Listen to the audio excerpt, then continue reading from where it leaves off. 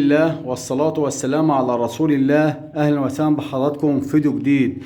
خطوات التعامل مع الحمام في شهور القلش، وإزاي أعدي فترة القلش بإن أنا أطلع حمامي لبر الأمان بصحة جيدة وبدون أي أمراض وأي مشاكل. الموضوع ده يا جماعة بيتطلب منك عدة خطوات. الخطوة الأولى إن أنا أبعد تماما عن اي مضاد حيوي او اي علاج ممكن يسبب للحمام ده مشكلة في المناعة او ممكن يأثر على الريش، لان في علاج كتير جدا بيأثر على طلوع الريش في فترات القلش، لان فترات القلش ده يا جماعة اصعب وارهق مدة ممكن تأثر على الحمام بيغير دورة دموية جديدة، بيوقع الريش، بيطلع ريش جديد. طلوع كل ريشة من اللي انت شايفها في جسم الطير دي بتاخد منه غذاء من جسمه كله، من كافة العناصر والفيتامينات والمعادن وكل اللي الحمام بيحتاجه في فترات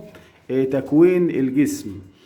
طيب اعمل ايه يا عم؟ احنا خلاص الحمام قالش عندي ومش عارف اتصرف ازاي واشتغل معاه ازاي. هقول لك نركز ونهتم بالحاجات الطبيعية اللي ما تأثرش على مناعة الحمام. أول حاجة هتعملها، طبعا احنا هنعمل خطوات كتير بس هنقسم معاكم التعامل في فترة القلش لأكتر من فيديو. هقول لك قبل أي حاجة اوعى تتدخل مع الحمام بعلاج زي ما قلت لك، ولو تدخلت بالعلاج هقول لك تتدخل بايه بدون اي اعراض جانبيه ويعالج لك كل امراض الحمام وانت مش واخد بالك، وما ياثرش برضو على طلوع الريش او القلش عند الحمام.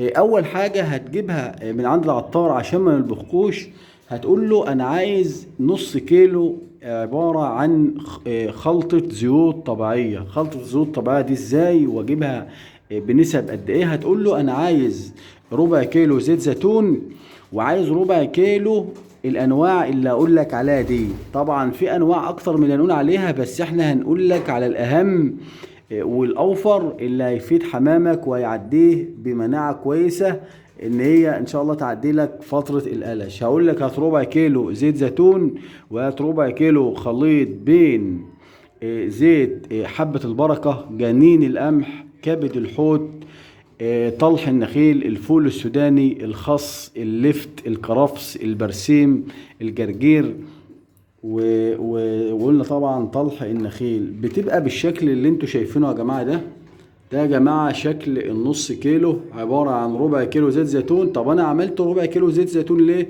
هقول لك زيت الزيتون مهم جدا للحمام ورخيص، عشان اعمل نص كيلو مخلوط ما يوفر معايا وما يتعديش معايا ال100 جنيه. يبقى ده نص كيلو مخلوط بين اللي اتكلمنا عليهم، وزائد نسينا نقول الكتان. نص كيلو مخلوط بين الزيوت اللي اتكلمنا عنها.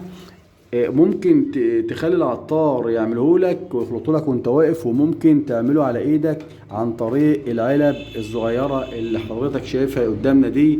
دي علبة تمنها 10 جنيه.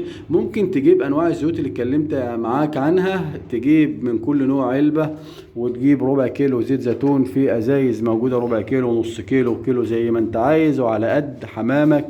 ممكن تجيب وتعمل انت وتخلطهم، وما تجيبش كتير، خلي الزيت اول باول عندك. ودايما تجيب من العطار اللي عليه سحب، اللي ما عندوش حاجة بتتركن، وتشتغل مع الحمام يوميا كل يوم 10 سنتي زيت على كيلو كلفة، وتلبخهم كويس. وتضيف معاهم حاجة مهمة جدا جدا، هي الخميرة. الخميرة يا جماعة بكتيريا نافعة الحمام وفلورا معوية، وبتنجيك وبتحمي حمامك، بتديله فيتامينات وغذاء، وفي نفس الوقت بتحمي حمامك من المشكلة والمشاكل الهضمية ومشاكل الأمعاء وتجبن الأكل في الحوصلة. الزيوت الطبيعية مع الخميرة غذاء ودواء، وبتعدي مراحل القلش بسرعة، وبتحمي حمامك ومناعته. لأن أخطر مرض أو أخطر فترة بتعمل خلل مناعي وضعف مناعة هي فترات القلش. ده يا جماعة شكل الخميرة. مش شرط تجيب يعني اي خميره فوريه، دي ممتازه جدا يا جماعه، بنتحدى بها اي انواع خميره بيطريه على مستوى العالم زي ما قلت لحضراتكم قبل كده. الانجل ديت ممتازه جدا. اتكلمنا طبعا على اكتر من نوع كلهم ممتازين، بس اللي لفت نظري في الفتره الاخيره النوع ده مهم جدا وممتاز، ويعني والكيس بحوالي جنيه. كلام فاضي. حاجات مهمة جدا لحمامك، ويعني ما بتكلفكش حاجة.